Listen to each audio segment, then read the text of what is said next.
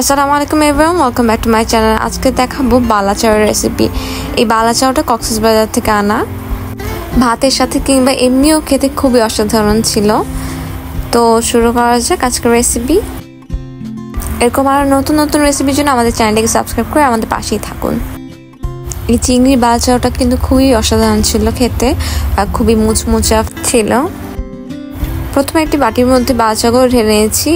এই বালা চাউয়ের বক্সটা কিন্তু নর্মাল ফ্রিজে অথবা বাইরে রেখেও সংরক্ষণ করতে পারবেন। আর আমি যে প্রসেসে বানিয়ে দেখাচ্ছি সেইভাবেই কিন্তু বানালে ভাতের সাথে খেতে অসাধারণ লাগবে। আরেকটা বাটি নিয়ে নিলাম, এই বাটির মধ্যে নিয়ে নিলাম কুচি করা পেঁয়াজ আর মরিচ গুঁড়া। এখন একটু ঝালের পরিমাণটা বাড়িয়ে দেওয়ার জন্য চিলি ফ্লেক্স আর স্বাদ মতো লবণ। এবার দিয়ে দিলাম সরিষার তেল। ভর্তার সাথে সরিষার তেল ছাড়া কিন্তু জমে না। এবার উপকরণগুলোকে হাত দিয়ে অথবা কোনো একটা চামচের সাহায্যে ভালোভাবে মাখিয়ে নেব। হাত দিয়ে মাখালেই কিন্তু ভর্তার আসল স্বাদটা আসে। তো আমি এভাবে ভালো করে মাখিয়ে নিচ্ছি হাত দিয়ে।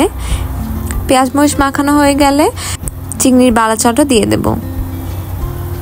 তারপর চিংড়ির বালা চাউটা পেঁয়াজ মরিচের সাথে ভালোভাবে মাখালেই হয়ে যাবে বালা চাউ মাখা। এভাবেই কিন্তু কক্সবাজারের যে বিচের পাশে হোটেলগুলো আছে সেখানে বালা চাউটা বানিয়ে পরিবেশন করেন।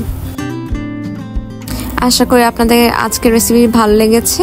ভালো লাগলে অবশ্যই একটি লাইক করবেন এবং বাসায় বানিয়ে ট্রাই করে আমাদেরকে কমেন্টে জানাবেন। এরকম আরও নতুন নতুন রেসিপির জন্য আমাদের চ্যানেলটিকে সাবস্ক্রাইব করে রাখুন। আজকে এই বালা চাউ দেখতে যেরকম লোভনীয়, খেতেও কিন্তু সেরকমই মজাদার। তো আজকের মতন এখানেই বিদায় নিচ্ছি। সবাই ভালো থাকবেন, সুস্থ থাকবেন। আল্লাহ হাফেজ।